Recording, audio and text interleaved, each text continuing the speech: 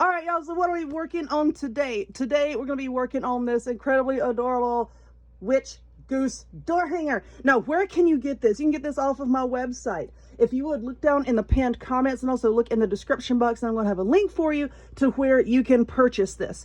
This comes unfinished, as you can see, and all of the pieces are not attached. So you paint them however, whatever colors you like, and then you glue them down. So I am going through my website. I'm going to try to make a video for each item that I have, just kind of walking you through it. So as you can see, first off, what I want to pay attention to here, this little ring on the outer edge here.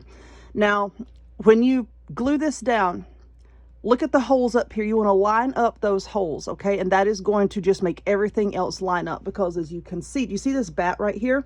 How like part of its wing goes up into that edging? And then you see the neck of the goose. I was going to say the ghost. this creature right here. You can see the neck, and then part of the hat also cuts into this. So you want to make sure that this piece here, you get it as precise as possible. Okay, but like I said, you just line up the holes up here. You're going to be absolutely fine. So let's take a look and see what colors I think I want to do. Because this bat's going to be black. Let's try to do maybe this purple and then this background orange. Okay, so we're going to start off with that. Let me just take all my pieces apart here. Now, as you can see on this back piece here, I do have this scored. And you're not even going to see that when you paint over it. So why do I have it there? Just so that when you do get your kit, you can sit there and you can kind of look at it and maybe take a picture of it or something. Just sit there and look, and it kind of guides yourself to see where all of the pieces will fit best. Okay, now you can put the bats wherever. I'm just trying to help you see where it will fit best. But this whole entire background, we're going to paint this orange, and I think I want to paint this purple. I want it to be like a contrast between the black, so that all the black is not just melding together. So for the orange, I'm just going to be using pumpkin orange. This is from Apple Barrel, and I'm about out of paper towels. I don't have anything to lay down here, so if I make a mess, I'm just going to have to clean it up. So one or two coats, however many you want to put. As you can see with the one coat, you can still see the score marks that I put on there. I didn't want to put them on there very deeply in case, you do want to move the bats around a little bit. Maybe, you don't like the placement that I have. You can move them around a little bit. But as you can see with the one coat, you can still see the score lines just fine, depending on the brand of paint and the type of paint that you're using. Because we all know that chalk paint is going to be a lot more opaque, so you may not be able to see the score lines. But with acrylic, you probably will, like I said, unless you put on a couple coats. So let's paint this and come back. All right, let's get another paint brush here. And when you're painting these things, just make sure you have it on the right side. Now, the right side of your pieces, as you can tell, if you look around the edges, you can see where they're very lightly burned from the laser. It's perfectly normal. I may not be normal, but the burn marks are. So now we're going to be using this purple. This is purple from the Crafters Collection. Where did I get this? I can't remember. Was it Hobby Lobby? Yes, this paint came from Hobby Lobby. Michael's also has their own brand of paint, if you don't want to have to buy like Apple Barrel or anything like that. And I've tried their paints for quite a while now, and I'm happy with it. I think the store brand is just as good as Apple Barrel. So when you're painting this, please be careful. It is a delicate piece, and it's fragile. It's not like fragile, but you know what I'm talking about. So we're just going to paint this piece purple, and I'm probably going to have to give it 2 coats. As you can see, like I said, with acrylic paint, you're probably going to have to do 2 coats. If you use spray paint with these big pieces, that's perfectly fine too. Y'all know I do that quite a bit. Use chalk paint, 1 coat would suffice. I'll be back. All right, up next, we have the bats and the word. So I'm just going to paint those black, just black. We'll paint those black. We're also going to paint the eyes and the hat. Hello. Come out. There we go. Thank you so much for your cooperation. We're going to paint all these black, like I said, and the eyes and the brim of the hat. So I want to get these painted and then kind of move them up so that I have some space. And then we'll paint those other pieces as well. Okay. So now that we have the bats and the word, so here are the eyes. And I was thinking, and I said I was going to paint the hat black. Let me show you. what I mean by that when I say paint the hat black. This huge back piece here, this needs to be painted black, okay? And it's going to shine through the top pieces of the hat. So this is, I mean, you can paint it whatever color you like, but once we get it assembled, you'll see what I'm talking about. So this is going to be painted black, so I'm going to paint that as well. And then we're going to do the hat purple with a yellow buckle. So we're going to do the eyes and this piece. Make sure that when you do paint it, the curve of the hat is facing to the left, and this little curve of the neck is facing to the bottom right. Okay, now that all these have been painted, let's look and see what else we need to paint black while I've got this out. This is the back piece of like the duck's bill. See, this top piece lays on top of it. This is the back piece, so we're going to paint that black as well. And then I do believe we're going to be done with this color here. Now I do need to do a bit more purple, but we'll get to that. We'll get to that. Now we're going to go back, and of course I put a second coat on all of the black colored pieces over there, but let's take a look at this orange piece. Now you see, I don't know, I can't really see too well. The light is in my face, but this is with one coat of orange paint. You can see the score marks very, very well. I can see them very well in person. I don't know how well you can see them on the camera, but let's get another brush. That's better. But I'm putting a second coat of orange on this piece now, and then we'll see how the score marks shine through. Like I said, it all depends on the brand of paint, the type of paint, as to how well you're going to see them once your second coat is on. But we'll get this put on, let it dry, and come back and we shall see. Okay, so let's see what else we have. Now we have the pieces of the hat. Oh my gosh, I got paint all over him. So this is the bottom brim of the hat, and you can see there's a little indention here cut out for where the buckle will sit. That indention needs to be closer to the right. This long piece is to the left. This shorter piece is to the right. So there's that. Okay, now we have the top part of the hat. Now you see this little fragile piece down to the left? Please be so careful with this. It's like me, it's hanging on by a thread. So we're gonna just set that right there. And let's see, what else do we have? We have the buckle. And then we have two other pieces, this and this. Oopsie doodle.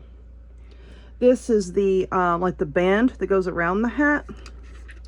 And then we have these other pieces here, kind of like little triangular looking pieces, I guess you could say. That goes on the inside of the brim of the hat. And all of this is going to make sense once we start putting it all together.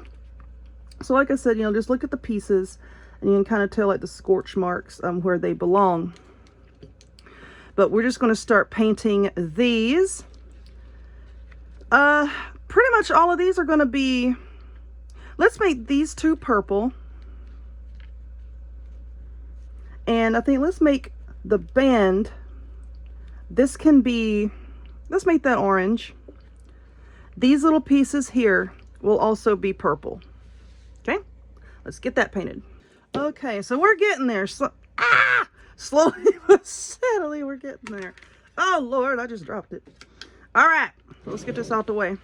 So now what we're going to do, these two round pieces here are of course the cheeks, and I'm sorry, but I smeared some orange paint. I have made a grave mistake. Nah, we can paint over it, it'll be all right. Oh Lord, look what I'm doing. Help me. All right, so now this pink, what color is this? Plantation rose. So you just use whatever pinky color you have. And then we're just going to paint the round pieces. And then we're going to paint this part, the whole thing, white. Okay. So now what we're doing is we're taking some of this gray paint, just like we did in a previous video. And we're just going to round the very edges, just kind of tapping it on. You don't want it to be like a whole lot, you know, we're just trying to get just a little bit of something on there, just a little bit of texture, just a little bit of contrast there, just so that everything doesn't look so flat when you glue it together. Okay, and we're just going to do this on like on all of our pieces here. I'm going to do this, and I'll pop back in every now and again, and you can see what it looks like on all of the pieces.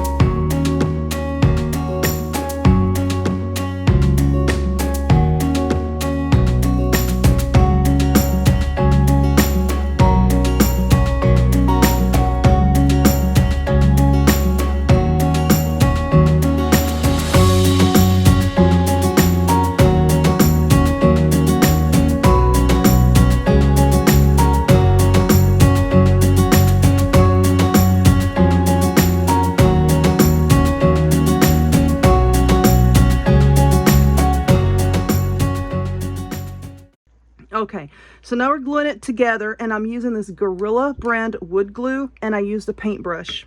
I painted the glue to the back of this piece, and like I said, just make double sure that the holes up here are lined up. If you have any excess, it's okay. When it dries, you're not going to see it, all right? So you just make sure that your top holes are lined up after painting. Oh, there's a gnat. After painting the glue on the back, that should put everything else in place. Just make sure that around the edges here, everything is lined up. And until the glue really starts to set up and take hold, you might need to just keep a very close eye on it. Just go back and just kind of make sure that your edges are correct, because this is going to be the important part. Everything else can kind of be a little loosey-goosey, you know, pun intended. Actually, it was a pretty good pun since I was working with a goose anyway. Let's see, we can get this paintbrush over here and just kind of just wipe it away. So you just kind of wipe that glue away if it should happen to ooze out, but it's okay. You're not really going to see it once it dries. Okay, so I'm just going to let this sit here for a minute so that can take time to set up. Okay, so now I'm going to show you here in a second when I'm gluing the beak down.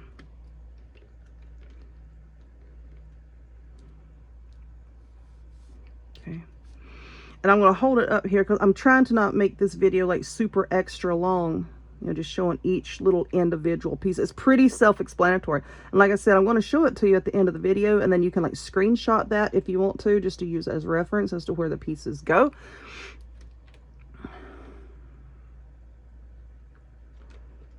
Okay, so let's take a look at it so far.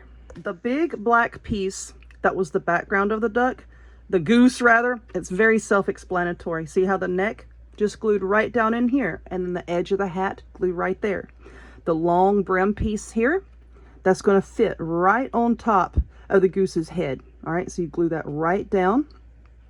The smaller triangular piece, the long end is to be glued right there at the head. The larger rectangular looking piece, the long flatter looking edge goes up top. See how this curves to fit alongside the head right there. And of course, this is pretty self-explanatory. Goes up there. Once that, I'm going to like wipe some of that away. Like I said, don't worry about if it oozes. It'll be okay. So we have that. And of course, our word. And then there's the mouth there. Like I said, it's pretty, once you get it in your hands and you actually see all of the pieces, it's pretty self-explanatory. Trying to keep this video a little on the shorter side. So I'm just gonna put some glue there. And just glue down the eyes wherever you want them. That looks pretty good.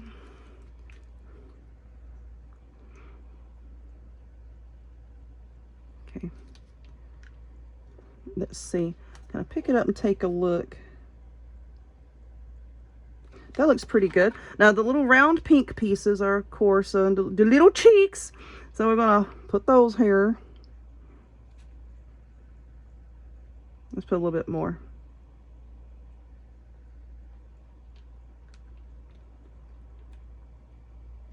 There we are. How cute is that?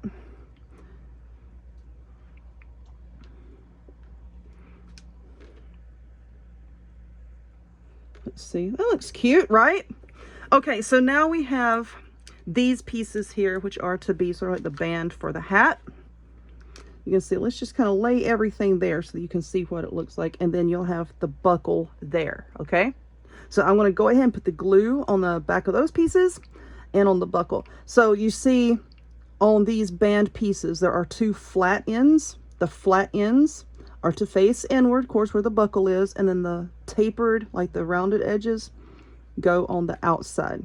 So I'll glue that down and glue the bats down. Make sure that when you got that bat up top, like the part of the wing snaps into the little border right there. But anyway, let me get all that glued down.